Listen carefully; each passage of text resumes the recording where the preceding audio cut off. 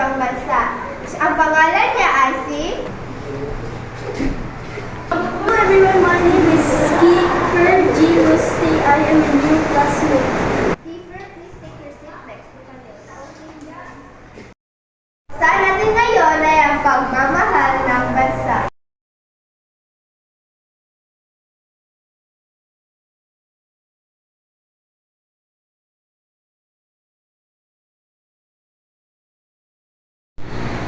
Do you know how to speak Tagalog?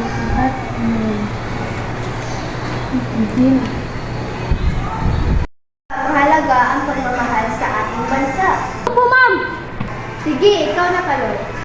Dahil kung hindi natin mamahalin ang ating bansa, ay pwede ito masira at masakop ng mga taga-ibang panig. O ikaw, Per, sa tingin mo, kapag hindi natin nalalagaan natin ang ating bansa, maging malinis ang masagana ba natin itong bansa natin? Hindi po, teacher. Kung hindi natin alagain ng ating bansa, magdudulot ito ng pollution, pagkasira ng ating kalikasan at mga problemang pang-ekonomiya. Ayan, Phil, dito na natin magtatapos ang ating paksa.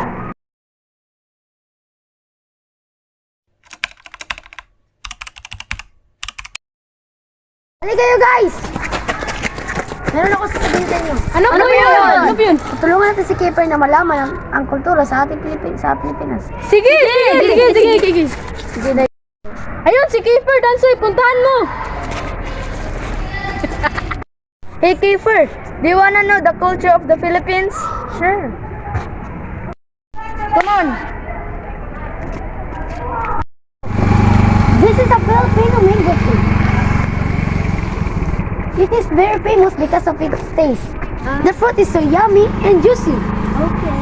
And that's true. This is the Philippine flag. Cool and colorful. I hope you love the country and the culture. Mr. Cupido.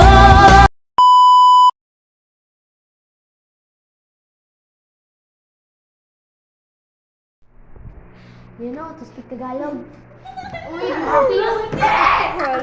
Pati yun, si Karol!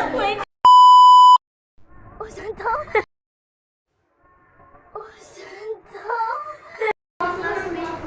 Saba, ato'y minsan to. Hey kayo guys!